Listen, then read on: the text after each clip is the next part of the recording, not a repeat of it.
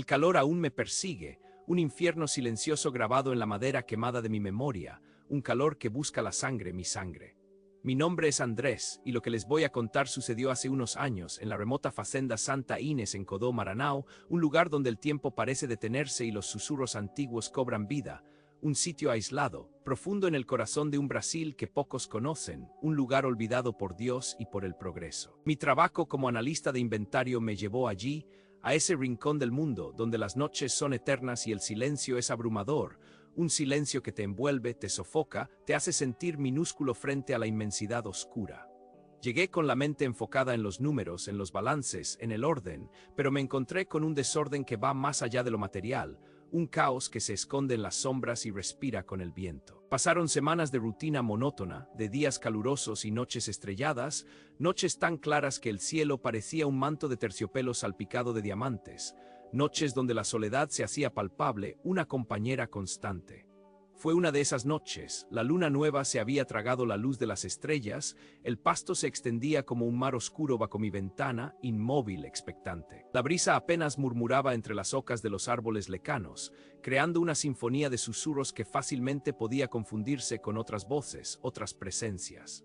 Yo estaba en mi pequeña cabaña de madera, revisando documentos, el único sonido era el chirrido de mi silla vieja, entonces la vi una luz roca mate, una mancha indistinta que se movía caprichosa, errática, como si bailara con un aire invisible, no era un farol, no era un auto. Su color era denso, pesado, una brasa encendida en la inmensidad del campo, una mancha escarlata que flotaba a la altura de las rodillas, sin fuente aparente, sin motor, sin vida, pero con una intención palpable.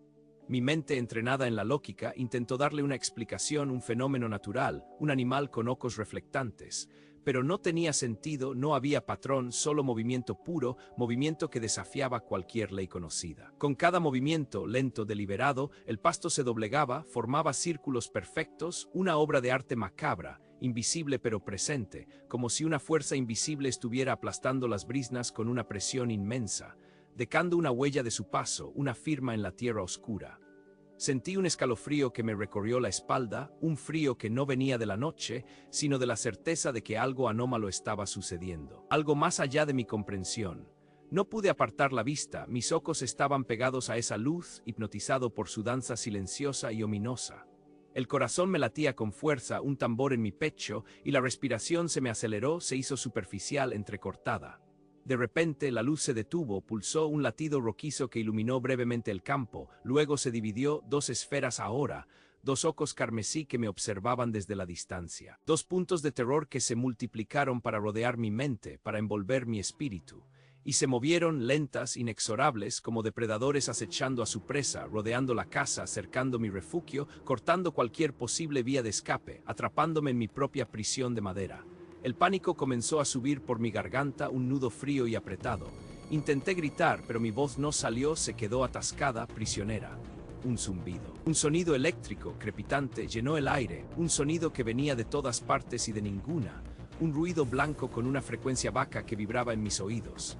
No era un insecto, no era un transformador, era algo más, algo antiguo, algo primordial, y con el sonido llegó el calor, un calor radiante que atravesaba las paredes de madera como si no existieran, un calor que me quemaba la piel a través de la ropa. Sentí el sudor frío correr por mi espalda, empapando mi camisa, mi frente perlada de gotitas heladas a pesar del aumento constante de la temperatura ambiente. El aire se volvió denso, pesado, difícil de respirar, como si el oxígeno se estuviera consumiendo lentamente, asfixiándome sin compasión. Entonces lo escuché, una voz no humana, no animal, mecánica, distorsionada, como un engranaje oxidado repitiendo una y otra vez la misma palabra. Abre, abre, abre, venía de afuera, pero resonaba dentro de mi cabeza, dentro de mis huesos, una orden, una súplica, una amenaza, todo a la vez, una letanía monocorde que taladraba mi cordura, que buscaba quebrar mi voluntad. Cada abre era un martillazo en mi cráneo, una invitación al abismo. Mis ojos estaban fijos en la puerta de madera, esperando ver cómo se abría, cómo cedía a esa voluntad invisible y maligna. El olor se hizo presente. Un hedor a fruta podrida mezclado con ozono, un aroma metálico y dulce que llenaba mis pulmones, un olor que ahora sé es su firma, su advertencia, su promesa de perdición. El calor se volvió insoportable, el aire denso, pesado, irrespirable, y vi con mis propios ojos cómo el forro de PVC del techo comenzó a ondularse. A derretirse, gotas plásticas caían al suelo con un siseo, un sonido terrible que anticipaba la destrucción. El plástico se volvía líquido, se transformaba en una sustancia viscosa que deformaba la realidad de mi techo. La puerta de madera, mi única salida, mi única barrera contra lo desconocido, comenzó a carbonizarse, un patrón espiral de hollín se formó, oscuro, profundo, como una huella dactilar del infierno, una marca de lo que vendría si no cedía, si no abría. El olor a madera quemada se mezclaba con el de fruta podrida y ozono, creando una sinfonía olfativa de puro terror. Sentí que me desmayaría, que mi cuerpo no resistiría más. Fue Odilon, el viejo casero, quien me encontró con los ojos inyectados en sangre, tiritando en un rincón, acurrucado como un niño asustado, mi mente en un estado de shock absoluto, mi cuerpo cubierto de un sudor frío y pegajoso. Él me sacó de allí, me arrastró lejos de esa cabaña infernal, me sentó en el suelo, lejos de la casa que ahora humeaba. Y con voz grave, una voz cargada de resignación y miedo ancestral, me contó de la Mae do Fogo, de la Faminta, una entidad que busca el calor de la vida, el calor de la sangre. Me dijo que una vez que te conoce, una vez que siente tu olor, la persecución es eterna, sin fin, sin tregua, una maldición que te acompaña hasta el último de tus días, una sombra ardiente que nunca se disipa. Me dijo que nadie escapa, solo se aplaza lo inevitable. No lo pensé dos veces, dejé todo atrás, mi trabajo, mis pertenencias, mi pasado, me fui al sur de Brasil, a miles de kilómetros de Codó, a la seguridad aparente de una gran ciudad. Pero el horror me acompaña, me respira en la nuca, lo siento cada vez que un aroma metálico y dulzón invade el aire. Sellé cada grieta de mi nueva casa, cada rendica, cada espacio, como si pudiera detener lo que busca mi calor, el recuerdo del olor. A fruta podrida y ozono me persigue, me despierta en las noches, me recuerda que no estoy solo, que nunca lo estaré. Su presencia es una sombra, un calor distante, una promesa de retorno. Sé que vendrá, sé que me encontrará, solo espero que no sea esta noche o la próxima. El último aliento del niño se mezcló con el rocío helado de la mañana, mientras el sol, tibio y aqueno, comenzaba a pintar de naranja las copas de los árboles. La esperanza murió entonces, silenciosa, definitiva. Mi nombre es Elicio. Soy técnico de enfermería. Aquello ocurrió hace ya 2 años, en el corazón profundo del Sertão de Paraíba, un lugar donde el tiempo parece haberse detenido, donde la fe y el miedo caminan de la mano. Me habían transferido de la capital, una ciudad ruidosa, llena de luces, a este rincón olvidado, donde el silencio espeso te envuelve y las noches son un abismo de estrellas. Era el tiempo de la Cuaresma, un período de penitencia y misterios susurrados. Mi colega Dorival, un hombre curtido por el sol y la vida en el Sertão, me acompañaba. Recibimos un llamado urgente. Un bebé en el sitio Catingueiro Fundo con una neumonía grave. La fiebre lo consumía. El camino fue largo, un sendero de tierra rojiza que serpenteaba entre la vegetación seca, bajo un cielo de un azul intenso. El sol caía, llegamos al anochecer. La casa era de taipa, humilde, con un pequeño cercado. Nos recibió Severo el padre, un hombre de piel quemada, ojos hundidos, una mirada que guardaba siglos de miedo. La madre joven, apenas una muchacha, sostenía al bebé. Su respiración era un cadeo ruidoso. Desesperado, examiné al pequeño. La situación era crítica. Necesitaba tratamiento inmediato, pero el hospital estaba a horas de distancia. Decidimos quedarnos, aplicar los primeros auxilios, estabilizarlo. Mientras preparábamos el suero y los medicamentos, Severo comenzó a moverse con una prisa febril. Cerraba ventanas, arrastraba muebles pesados contra la puerta principal, barricaba todo. Lo miré con extrañeza. Su rostro estaba tenso. Sus manos temblaban. Me explicó con voz grave, casi un susurro, que era la noche de la pasión. Me dijo que en esa noche el bicho, el demonio, andaba suelto. Una criatura antigua hambrienta de almas. Lo creía con una convicción que me heló la sangre. Dorival, que conocía las supersticiones locales, no dijo nada, solo asintió con un semblante serio. Sentí un escalofrío. Mis ojos buscaron la oscuridad exterior, la vi a través de una rendica. Era una oscuridad densa, palpable. La noche avanzó lentamente, arrastrándose como una sombra maligna. Administramos los medicamentos. El bebé seguía débil, pero su fiebre cedía un poco. Severo, sentado en un rincón, no quitaba la vista de la puerta, de las ventanas. Tenía una escopeta vieja en sus manos, la apretaba con fuerza. El silencio en la casa era opresivo, solo roto por la respiración agitada del niño y el crujido ocasional de la madera. Entonces lo escuchamos, un ladrido agudo desesperado. Era el perro del sitio, ladraba con furia, con terror, luego un sonido seco, un quejido cortado. El silencio volvió, un silencio más profundo, más aterrador que antes. Los ojos de Severo se abrieron desmesuradamente. Su mano se apretó aún más fuerte en la culata de la escopeta. Minutos después llegaron los gritos, gritos de cabras, desgarradores de agonía. El rebaño de Severo. Los gritos se detuvieron tan abruptamente como comenzaron. Un escalofrío recorrió mi espalda. Dorival y yo nos miramos. La incredulidad se transformó en un terror primario. Algo estaba ahí fuera, algo grande, algo hambriento, un golpe seco contra la pared exterior, luego otro más fuerte. La casa de Taipa vibró, la madre del niño se aferró a su bebé temblando incontrolablemente. Severo se puso de pie, apuntando la escopeta hacia la puerta principal. Su respiración era pesada, escuchamos pasos en el techo, pasos pesados inhumanos. La madera cruquía bajo un peso insoportable, un crujido desgarrador. Una teca se deslizó, se rompió, cayó al suelo con un estruendo, luego otra y otra. La criatura estaba arrancando el techo. Era real, era monstruoso, era el bicho. Un sonido gutural, un gruñido profundo vino de arriba, tan cerca que sentí la vibración en mis huesos. El polvo y los trozos de paja caían sobre nosotros. La puerta principal, la que Severo había barricado con tanta fe, empezó a ceder. Los golpes eran brutales, rítmicos, imparables. La madera se astillaba, las bisagras quemían. Severo disparó. Un estampido ensordecedor llenó la pequeña habitación. Un grito, un rugido de dolor y furia respondió desde el exterior. La puerta voló hecha pedazos. Una sombra gigantesca se cernió sobre el umbral, silueta contra la oscuridad de la noche. Era enorme, peluda, con ojos brillantes rojos, una boca con colmillos, la imagen de un lobo pero distorsionada, monstruosa. «¡Corran por la ventana!», gritó Severo mientras recargaba la escopeta con manos temblorosas. Tomé a la madre y al bebé. La ventana trasera, Dorival la empujó. Salimos, apenas cabíamos por la abertura. El frío de la noche nos golpeó. El miedo era un cuchillo en mi garganta. Severo disparó de nuevo, otro rugido, luego un silencio pesado definitivo. Supimos, corrimos hacia la mata, la vegetación densa del Sertao sin mirar atrás. Nos adentramos en la oscuridad, tropezando con raíces, arañándonos con las ramas secas. El llanto del bebé era casi inaudible ahora, un susurro ahogado por el miedo. Nos escondimos bajo un arbusto espinoso, acurrucados, sintiendo el frío. El terror, la desesperanza. Esperamos, horas, el corazón latiéndome con fuerza en el pecho. El aire helado mordía la piel del pequeño.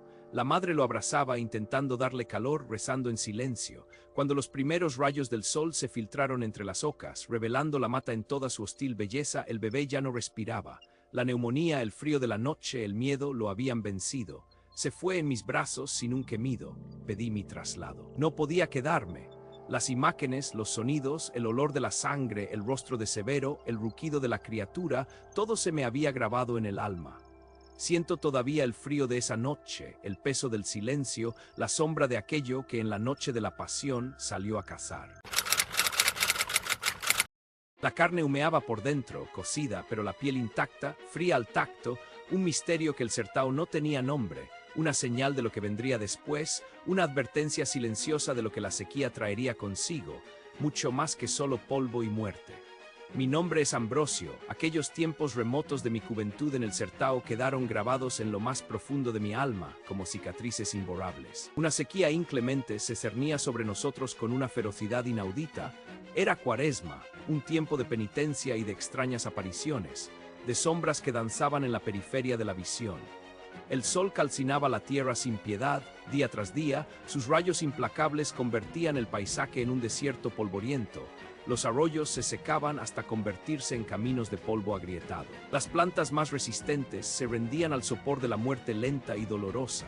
Nuestros animales, cada vez más flacos y débiles, languidecían bajo el peso de la ausencia de agua y alimento. El hambre y la sed eran una constante compañera. Una sombra que se alargaba con cada amanecer, con cada día que pasaba sin lluvia, sin el prometido alivio de las nubes, sin una gota de esperanza. La fe misma comenzaba a marchitarse en los corazones de los más devotos, una brizna reseca que el viento amenazaba con llevarse. Fue entonces, con la tierra agrietada como una piel vieja y cansada que clamaba por misericordia, que empezaron los susurros, historias contadas con voces vacas y temblorosas al caer la tarde, alrededor de las hogueras moribundas, donde las brasas apenas daban calor. Leyendas ancestrales que se tejían en el silencio opresivo de la noche, un silencio tan denso que parecía gritar. Se hablaba de una bola de fuego azulada, una flama de un color sobrenatural que corría por el mato sin quemar la maleza, que danzaba sin consumir la vegetación seca y quebradiza, pero que tenía un poder oscuro, un calor interno capaz de cocer la carne del ganado desde lo más profundo de sus entrañas, sin dejar una sola marca en el exterior. Sin una señal de fuego en el pelaje, solo el hedor dulce y repugnante de la carne asada por dentro, un olor que se impregnaba en el aire y en la memoria. Nadie entendía su origen, nadie osaba comprender su propósito.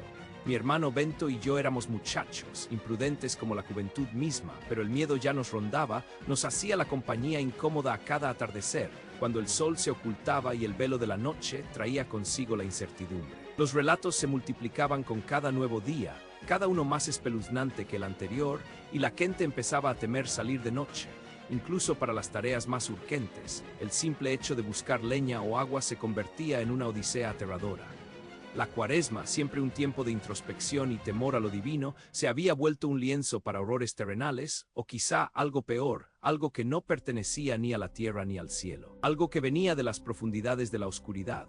Una tarde, mientras arreábamos las pocas cabras que nos quedaban, criaturas esqueléticas que apenas se mantenían en pie, buscando algún pasto reseco cerca del riachuelo seco, cuyo lecho era ahora solo arena y piedras, un presentimiento helado me recorrió la espina dorsal, una sensación gélida que me erizó los cabellos de la nuca.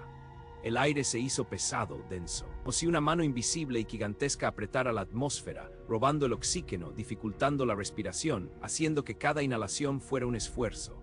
Miré a Bento, sus ojos, normalmente llenos de la picardía traviesa de un niño, ahora reflejaban una preocupación adulta, un temor mudo que compartíamos sin necesidad de palabras.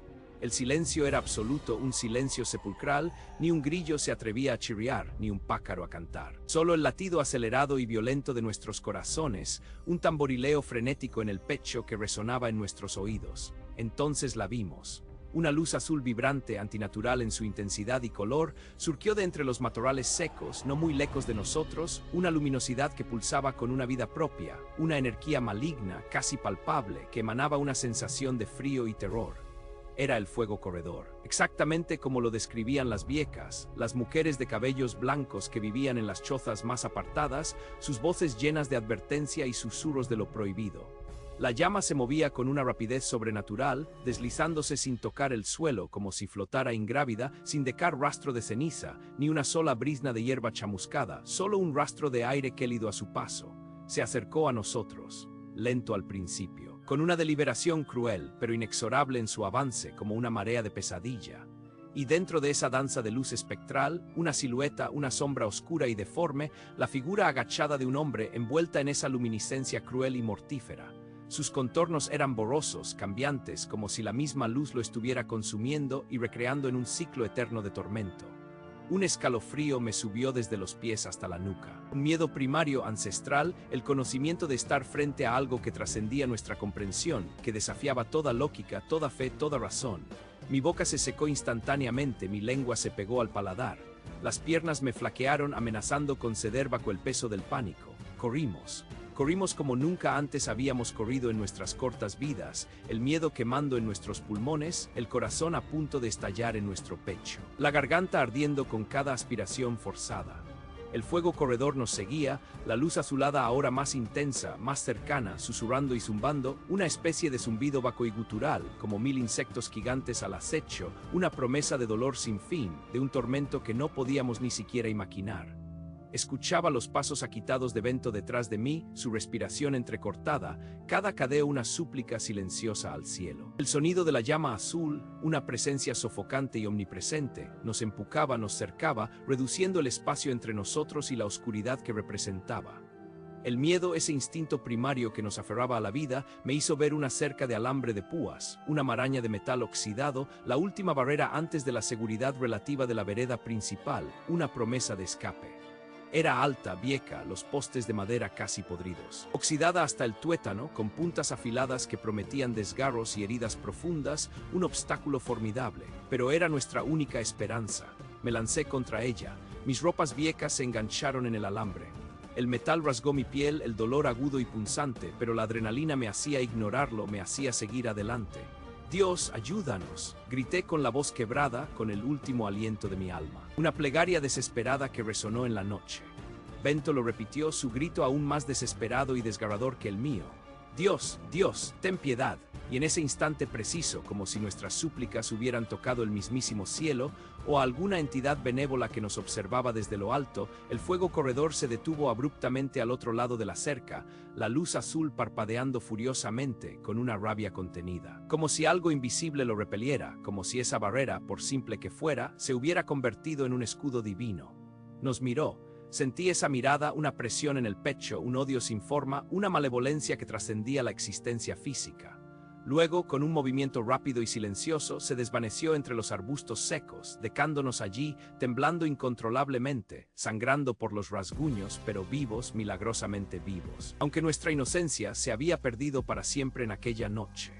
La cicatriz en mi brazo izquierdo, una línea irregular y profunda que aún hoy puedo sentir palpitar en las noches frías, es un recordatorio constante de esa noche infernal, una memoria dolorosa de la fragilidad humana frente a lo desconocido, de la delgada línea que separa la realidad de la pesadilla. Pero el horror no terminó allí, no se disipó con la luz del amanecer. La Cuaresma llegó a su clímax en la Sexta Feira Santa, un día de ayuno y reflexión, de silencio y de temor reverencial ante lo sagrado. La gente se encerraba en sus casas, rezando con fervor, esperando que la oscuridad de esa noche sagrada pasara sin incidentes, sin que el mal se atreviera a cruzar sus umbrales. Pero mi hermano y yo, con la curiosidad mórbida e imprudente de la juventud, nos atrevimos a subir al morro más alto de la región. Un lugar desolado, barrido por el viento constante, desde donde se podía ver todo el valle, una vista amplia y desoladora de la miseria del Sertao, de la sequía que lo había marchitado todo. La noche era oscura, sin luna, solo las estrellas brillaban con una luz indiferente y distante, pequeños puntos de luz en un firmamento inmenso. La temperatura había bajado considerablemente, un frío seco que se metía en los huesos, que calaba hasta la médula, haciendo tiritar incluso a los más valientes. Nos acurrucamos entre unas rocas, esperando, el corazón latiendo con una mezcla de miedo y expectación. El viento silbaba entre los matorrales, un lamento constante, como los suspiros de almas perdidas, y entonces comenzó. En la cima del morro, a lo lejos, una pequeña llama roja apareció, una brasa solitaria y espectral, pulsando débilmente con una luz enfermiza. No era una hoguera, no era un fuego normal, era un punto de dolor, de agonía, una presencia que sentí en lo más hondo de mi alma, un grito silencioso. Las historias de las viejas volvieron a mi mente con una claridad espeluznante, los cuentos sobre las almas errantes de los pecadores, los espíritus condenados a vagar por la tierra en eterna penitencia. Esa llama roja, entendí en ese instante de terror paralizante, era una de ellas, una pobre alma atrapada. Y luego, de entre la oscuridad más profunda, emergieron otras, varias flamas azules, idénticas al fuego corredor que nos había perseguido, que había sembrado el terror en nuestras vidas. No una, sino 5, 6, quizás 7 de ellas, apareciendo de la nada como fantasmas de luz. Se movían en perfecta sincronía, con una danza macabra, rodeando la llama roja, formando un círculo implacable. Una cacería sobrenatural que se desarrollaba ante nuestros ojos aterrorizados, que no podían apartarse. La llama roja intentó escapar, su movimiento errático, desesperado, como un animal acorralado sin salida, sus pequeños destellos de luz parpadeando con la desesperación de un condenado. Pero no había salida posible. Las flamas azules, depredadoras y silenciosas, se cerraban sobre ella, cada pulso de luz azul un golpe invisible. Una tortura sin fin, una agonía prolongada. El aire se llenó de un olor acre, a azufre y a algo más, algo pútrido, insoportable, como la descomposición de la esperanza, el hedor de la desesperación. La luz azul se hizo cegadora, un flash intenso que nos obligó a cerrar los ojos por un instante. Cuando los abrimos, la llama roja, con un último y tenue parpadeo, fue engullida, desapareció por completo, consumida por la ferocidad de sus cazadores espectrales. No hubo grito audible, no hubo sonido, solo un silencio absoluto, más pesado que la misma noche, la ausencia total de vida, el vacío. Las flamas azules se disolvieron entonces, una por una, entre la oscuridad que las había parido, dejando el morro en un silencio aún más profundo y desolador, solo roto por el temblor incontrolable de nuestros cuerpos, que no podían dejar de estremecerse. Regresamos al día siguiente, con el sol abrasador ya en lo alto, nuestros pies pesados y arrastrados, nuestros corazones aún en un puño, encogidos por el horror. El lugar exacto donde habíamos presenciado la cacería no era como lo habíamos dejado. Las piedras, normalmente ásperas y cubiertas de polvo, estaban pulidas, lisas al tacto, como si hubieran sido licadas por una fuerza invisible de proporciones cósmicas. y ardían, estaban fervientes al tacto. Un calor residual que emanaba del subsuelo, una energía que no debería existir. En el centro de ese círculo de piedras ardientes se abría un agujero, un pozo negro y profundo que parecía no tener fin, una boca abierta hacia la nada, hacia el vacío insondable, una herida en la tierra que nadie se atrevería a investigar, nadie se atrevería a mirar por miedo a lo que podría encontrar.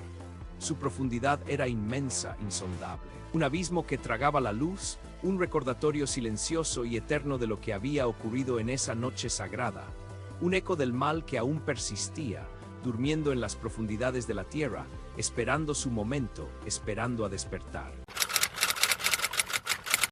El frío de esa vela aún quema en mis dedos, una quemadura que nadie más puede ver ni comprender. Es una marca invisible, una impronta que el tiempo se niega a borrar, que la lógica rechaza. Mi nombre es Enéas, un inspector de monumentos históricos con más de 20 años de servicio, un hombre de ciencia, de piedra y de lógica. Siempre me consideré inmune a las supersticiones, a los cuentos de viejas, a las sombras que bailan en la imaginación colectiva. Mi vida se construyó sobre la solidez de los hechos, sobre la evidencia tangible, sobre la irrefutable realidad que los ojos pueden ver y las manos pueden tocar. Viajé a Oeiras, Piauí, durante la Cuaresma, en un encargo rutinario, una revisión de iglesias antiguas, de capillas coloniales, de tumbas centenarias, de historias grabadas en el tiempo. Era un trabajo como cualquier otro, pensado para durar unas pocas semanas, lejos del bullicio de la capital, sumergido en la aparente calma del interior. La ciudad, pequeña y tranquila, se envolvía en un silencio espeso, casi palpable, especialmente cuando la noche caía como un manto pesado, denso, que parecía absorber cualquier sonido. Las noches eran oscuras, sin luna que ofreciera su pálida luz, sin estrellas que osaran romper la negrura total del firmamento. El aire se volvía denso, pesado, cargado de una humedad que se pegaba a la piel como un sudario, un frío penetrante que se colaba por los huesos, que calaba hasta el alma misma.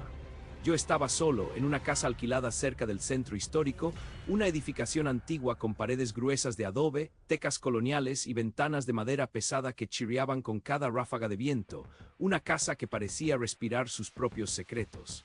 La primera noche transcurrió sin incidentes. Solo el sueño profundo y reparador que el cansancio produce después de un largo viaje y una jornada de inspección. Desperté descansado, listo para otro día de trabajo metódico. La segunda, sin embargo, el silencio comenzó a romperse de una manera que heló mi espíritu racional. Eran las 3 de la madrugada, un horario preciso, sin falla, como si un reloj invisible marcara el inicio de algo incomprensible. Un sonido, un murmullo, leve al principio, casi inaudible, como un susurro del viento entre los árboles secos, como un lamento lejano que la imaginación podía atribuir a cualquier cosa. Pero luego, campanas, un tañido lejano melancólico que no pertenecía a ninguna iglesia conocida en el pueblo, un sonido que vibraba en el aire estático de la noche. Me levanté de la cama, mis pies descalzos sobre el suelo frío, un escalofrío ascendiendo por mis piernas. Escuché con atención. Mi respiración contenida, mis sentidos en alerta máxima. Los murmullos se hicieron más audibles, voces vacas, indistinguibles, como rezos ahogados en la distancia, como una letanía pronunciada por muchas gargantas a la vez. Y el olor, un aroma fuerte, dulzón, inconfundible, a cera de vela quemada, pero de una cera antigua, rancia, con un matiz terroso, casi fúnebre. Un escalofrío, más intenso esta vez, me recorrió la espalda, erizando los vellos de mi nuca. Encendí la luz del pequeño flexo en la mesa de noche, una luz débil que apenas iluminaba la habitación. Miré el reloj de pulsera, 3:15. Me acerqué a la ventana con lentitud, mis pasos suaves sobre el piso de madera, pero decidí no abrirla. El aire de la noche parecía cargado de algo más que simple humedad, de algo denso y opresivo. Volví a la cama, inquieto, mi mente negándose a aceptar lo que mis oídos percibían. La tercera noche fue una réplica exacta, los mismos sonidos, el mismo olor, con una intensidad ligeramente mayor, como si se acercaran, como si buscaran mi atención. La inquietud se convirtió en una punzada de ansiedad, un malestar que se asentaba en el estómago. Fui a la plaza al día siguiente, buscando respuestas de una forma casual, comentando con los pocos lugareños que encontraba sobre la particular calma del pueblo, sobre la curiosidad de escuchar campanas a horas tan inusuales.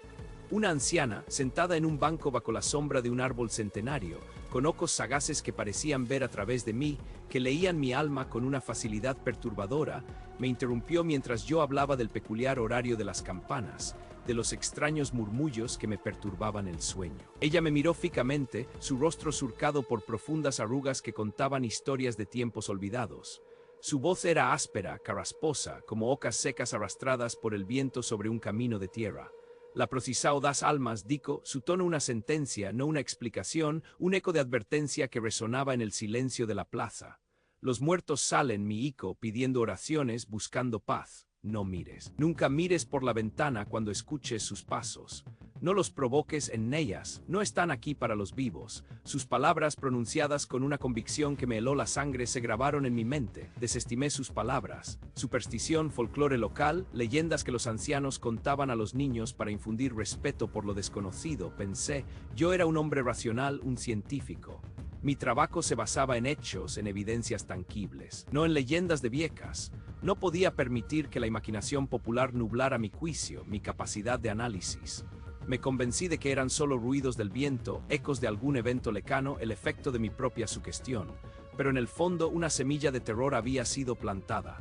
Esa noche, la cuarta de mi estancia, el frío era más intenso, el silencio más profundo, solo roto por el latido incesante y acelerado de mi propio corazón. Los murmullos comenzaron de nuevo, más cerca que nunca, como si la procesión rodeara mi casa, como si sus pasos resonaran en la tierra bajo mis propios pies. El olor a cera, ahora abrumador, me llenó las fosas nasales, un hedor a tumba abierta, a putrefacción dulce y floral, a flores marchitas sobre un ataúd. Los tañidos de las campanas ahora eran nítidos, claros, pausados, resonando en el vacío de la noche, cada campanada un golpe directo a mi pecho. El aire de la habitación se volvió pesado y respirable, cargado de una energía oscura. La curiosidad, esa maldita curiosidad humana que ha sido la perdición de tantos, me superó. Mi raciocinio, mi entrenamiento científico, toda mi vida dedicada a la razón, todo se desvaneció ante el impulso primario e incontrolable de saber, de ver lo que el mundo me negaba, lo que la lógica dictaba como imposible. Mis piernas se movieron solas, llevándome sigilosamente hacia la ventana, mis manos temblaban mientras rozaban el marco de madera. El vidrio estaba frío, empañado por mi aliento agitado, por la condensación de mi propio miedo. Me atreví, miré. La calle estaba oscura, sumida en una oscuridad tan profunda que parecía un abismo, pero no estaba vacía. Decenas de figuras, decenas de ellas. Eran altas, delgadas, envueltas en túnicas oscuras que parecían absorber la poca luz ambiental. Sus formas apenas discernibles en la negrura. Sus rostros, si es que los tenían, estaban ocultos bajo capuchas profundas, sombras dentro de las sombras. No emitían sonido alguno, solo el murmullo colectivo que parecía emanar de la tierra misma, un coro de almas perdidas que el viento arrastraba.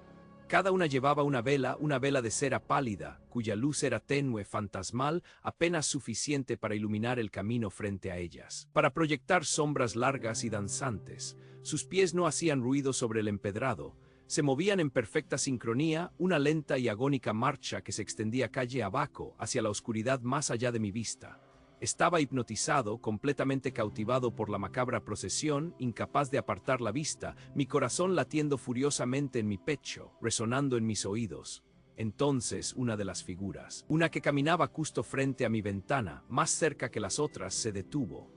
Giró su cabeza lentamente, con una lentitud antinatural, sus ojos, o lo que yo imaginé que eran ojos bajo la sombra impenetrable de la capucha, se fijaron en mí en la oscuridad de mi ventana, traspasando el vidrio, traspasando mi propia alma. Sentí un frío glacial atravesar el cristal, un frío que heló mi sangre hasta el tuétano, que paralizó mis músculos, que me dejó sin aliento. La figura levantó un brazo, una mano esquelética, un dedo huesudo, largo y puntiagudo, y apuntó directamente hacia mí, hacia el punto exacto donde yo estaba. Su boca se abrió, una grieta oscura en la sombra de la capucha, una cavidad negra sin labios ni forma discernible. Y susurró. Una sola palabra, incomprensible, gutural, un sonido que se filtró en mi mente y se negó a salir. Que se incrustó en mi conciencia como una astilla en la carne. Me quedé inmóvil, petrificado por un terror primordial, incapaz de respirar, de moverme, de gritar, de parpadear siquiera. La procesión continuó su marcha inexorable y la figura me siguió apuntando, susurrando su maldita palabra, hasta que se perdió en la oscuridad, llevándose consigo la luz pálida de sus velas, dejando tras de sí un vacío aún más profundo. Mis piernas flaquearon, me desmayé. Caí al suelo de madera, el impacto fue sordo, apenas sentido, un alivio momentáneo de la visión del horror.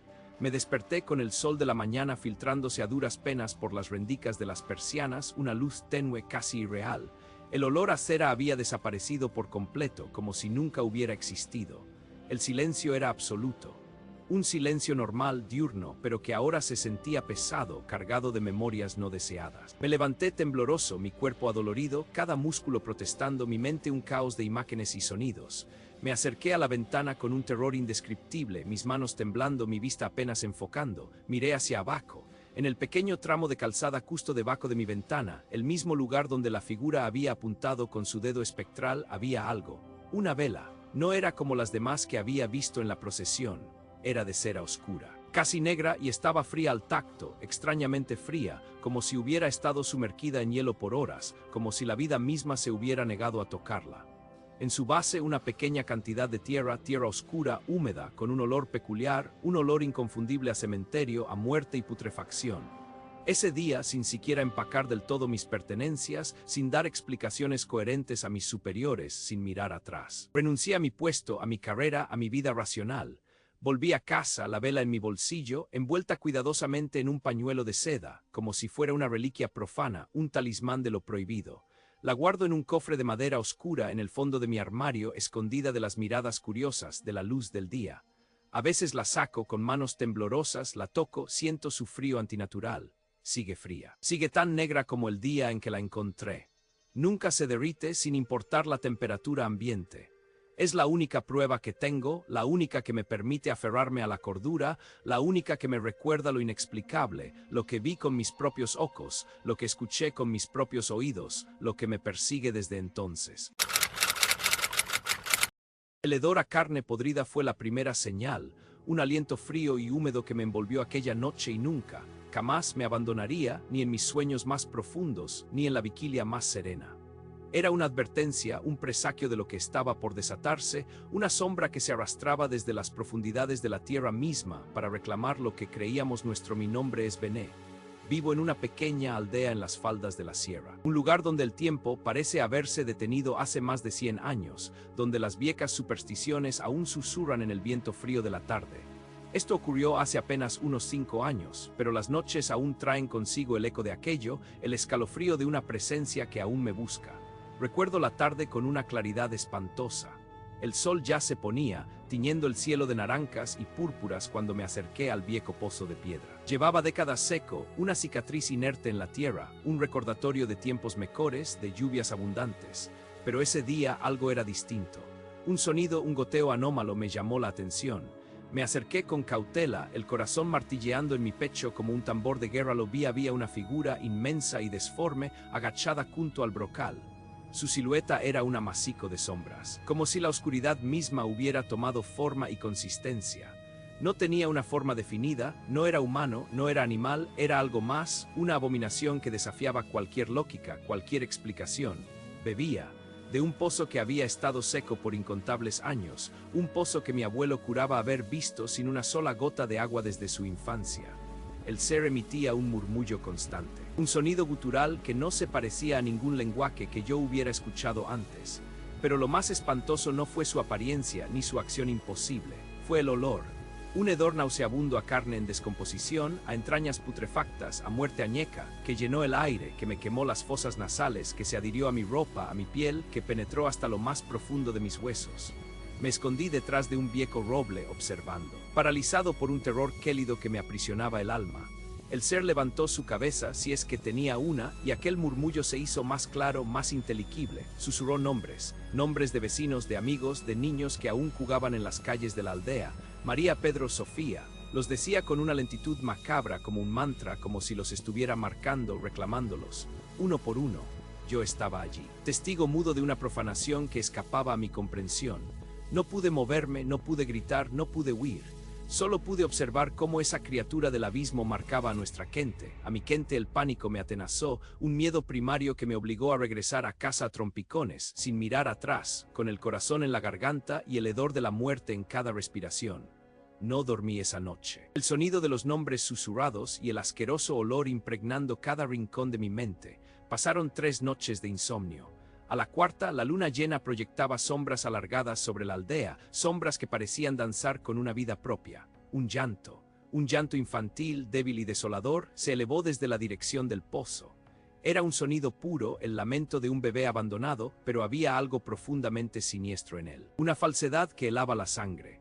Yo estaba en la cama, cubierto hasta la cabeza, intentando convencerme de que era el viento, un animal, cualquier cosa menos lo que sabía que era el llanto. Se hizo más cercano, más fuerte. Escuché un leve rasguño en la pared exterior de mi casa, un sonido sutil que me hizo contener la respiración.